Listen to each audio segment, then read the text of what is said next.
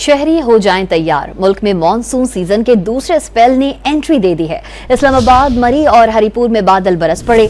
महकमे मौसमियात के मुताबिक मॉनसून का दूसरा स्पेल 6 जुलाई तक बरसता रहेगा। इस सिलसिले में NGMA ने मुख्तलिफ मकामात पर लैंडस्लाइडिंग, ग्लेशियर्स पिघलने और नदी नालों में तोगयानी से खबरदार किया हुआ है। मुल्क के मुख्तलिफ इलाकों में मॉनसून सीजन के दूसरे स्पेल ने रंग जमाना शुरू कर दिया है। मुल्क के मुख्तलिफ इलाकों में मानसून सीजन के दूसरे स्पेल ने रंग जमाना शुरू कर दिया। वफाकी दारुल हुकूमत में सुबह सवेरे बादल बरसने से एक जानिब शहर बेमिसाल का हुस्न मज़ीद निखर गया तो दूसरी तरफ मौसम में खुनकी उमड़ आई। मलका कोहिसार मरी में गरज चमक के साथ मौसलाधार बारिश से जल थल एक हो गया। शहर में ठंड बढ़ने के साथ साथ सड़कों पर भी पानी जमा हो गया।